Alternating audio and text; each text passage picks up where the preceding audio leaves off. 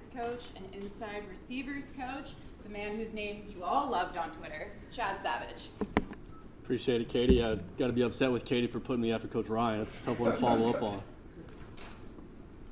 But Chad Savage, super excited to be here at USC. Just a place with so much tradition. You look up, you walk up the stairs every single day, you see 11 national championships, 8 Heisman Trophy winners. You don't find that anywhere else across the country. Super excited to be under Coach Riley's leadership and just to be surrounded by great people. But first off, I want to thank Coach Norvell and his wife Kim for the opportunity they gave me the last 3 years to be at Colorado State. All right, we'll start with Keely. Hi, Coach Keely, or team reporter here at USC. We've heard about your ability to recruit the SoCal area. How would you describe your strategy when it comes to recruiting and the relationships you build? I mean, it's a cliche saying, everyone says it, but double down on relationships, do your due diligence, but you got to give people the time of day, because it doesn't matter if it's a small inner city school, it doesn't matter if it's a Trinity League school. You got to give people the time of day, you got to reply to their texts, and you got to be honest with their evaluations, because you never know. A lot of these kids might have 4 stars, 5 stars, but some of the best players might be under-recruited kids, and so you just got to do your due diligence with the recruiting process, and you got to give everybody the time of day. Your reputation in Southern California among the high school coaches is about as high as I've probably encountered in quite some time, at least with a coach from USC. How did that develop? Would that have been, if your territory was Seattle, Washington, would that become like Southern California in the same way? Or just talk about the process of how kind of developed into where you are here. I was fortunate to have Southern California, the last 2 schools I was at recruiting-wise, and so I had LA County, I had Long Beach, I had San Diego, and it doesn't matter if it was LA, it doesn't matter if it's Seattle, Washington, like you said, you got to spend time with the people. And so when you go to a school, you see a lot of coaches just go by, shake hands, and they're in and out of the office in 10 minutes. You got to go spend time with the coaches and have conversations with them, ask them questions too, and it's got to be a two-way street. And I think if you just invest the time, people are going to appreciate that, and that's what I try to take pride in. Do you think being at Colorado State, maybe where there's a bigger pool of fish that you're recruiting, do you think that benefited you? Without a doubt. You definitely got to do, I think, more homework when you're at Colorado State. You got to try to turn over every single rock, and sometimes you will find that diamond in the rough. And having that experience the last few years, I'm definitely grateful for that, because we did find some diamonds in the rough. Chad, just to go off that, you guys when you registered, you're now going after where you might have been going after more kind of the tourist stones in Colorado State. Now you're going to be competing for 5 stars nationally. How was your experience at Colorado State with learning to develop those relationships? How do you feel like you can apply that to having more resources and a bigger pool to work with the USC? I'm just excited. I mean, wearing the USC logo, it doesn't matter where you are. It doesn't matter if you're in Southern California, Arizona, on the East Coast, this logo carries weight, and people recognize what USC is. And so now just continuing to be who I am, I'm not going to change up just because I got a different logo on. I'm continuing to be Chad Savage. I'm going to be loyal. I'm going to be diligent, and I'm going to just be respectful to people. I was raised on certain values, and it doesn't matter what school I'm working for, those values are going to stay the same.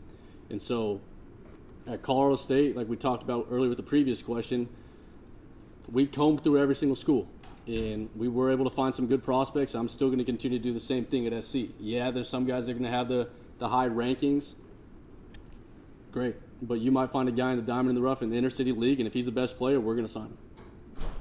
Just a quick reminder to me, we have lots of new coaches learning all of your names and faces. Name and outlet, that'd be great. Hey, Chad, Antonio Morales from Athletic. How do you plan on splitting time between receiver and tight end and kind of different roles in this offense? How do you split time in practice and meeting rooms and all that stuff? We're still kind of working through that dynamic now that we're off the road. The last 2 weeks, obviously, we were on the road recruiting, and so we were back in the office Monday watching cut-ups of the offense and kind of talking through the dynamic of how practice is going to run, how meeting structures will work out too. But that's a conversation we're talking about right now. Hey, Coach Connor Morris at USCFootball.com. You're known as this great recruiter, and I feel like that's a huge part of your reputation. But let's hear about you as a coach. What's your identity as a coach, and what you want to accomplish in practice with every day? Raised on number 1, team growth, number 2, individual growth. So it's all about the team. I'm going to be here to help these guys achieve their personal goals, while most importantly working on the team goals, because you could be a 1,000-yard receiver, but if you go 0-12, does it really matter? No. So let's get everyone be very detail oriented, because I believe the difference is in the details, but at the end of the day, I want it to be a good experience for these guys. I want to create excitement because I believe happiness increases the time of exhaustion. And so these kids, whether they're here for 3 years, 4 years, 5 years, this should be the best experience of their life. And so when their feet hit the floor in the morning, I want them to be excited when they come in the building to play for me. Ryan Young, Trojansports.com. We've spent a lot of time today talking about the new personnel and recruiting department. From a coach's perspective, how does Chad Bowden and that staff make things easier for you, impact what you all can do as coaches recruiting-wise? I think as many hands as you can have in the fight, it's going to just help you as a team. And so to have a certain structure, a certain vision that Chad has, we're just super excited as coaches. He laid out the plan on Monday, and now he articulates that vision. Now we got to execute it.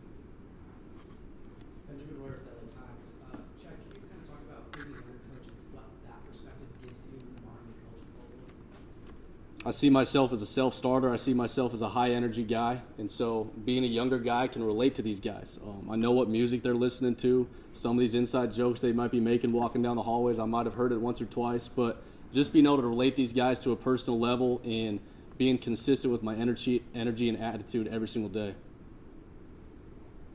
Because you see me at practice, I'm going to be flying around. I'm going to be running around. I won't be walking.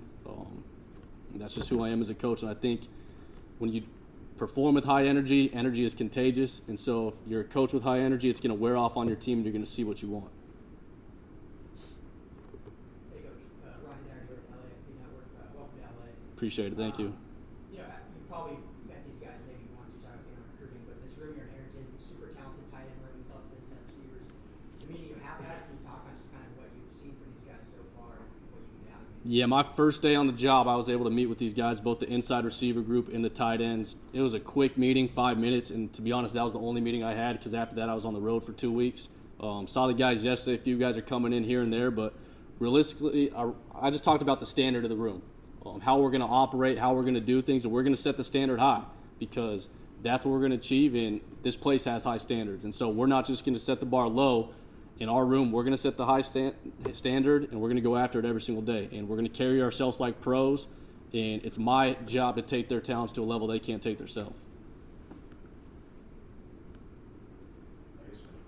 As far as the receivers are concerned, you've been coaching that position for a while, so you know what you've been looking for. Do you have to look for anything significantly different here at USC than you did at Colorado State? Playmaking ability. It doesn't matter where you're at.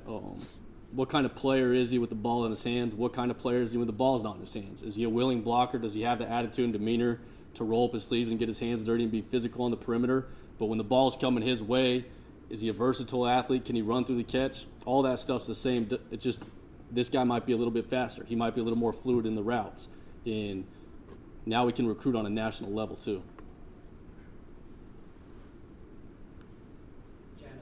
What relationship have you developed with Lincoln so far, and how do you feel like, he kind of trusted you again as a younger coach, Colorado State, to step into this kind of role at USC? For sure, and I think trust is built over time. It's not just going to be built overnight. And so how he sees me operate day to day as a coach and a staff member, he's going to respect me. And obviously I got so much respect for what he's done just as a head coach, one of the best offensive minds in the game. But just how he carries himself, he's a leader, and so many people respect him, and he's creative. And so I'm just been so excited. I'm fortunate for this opportunity, and every day I wake up, I couldn't be more excited to come in this building. Any more hands? Thank you, Coach. Appreciate it. Thank you, guys. Thank you.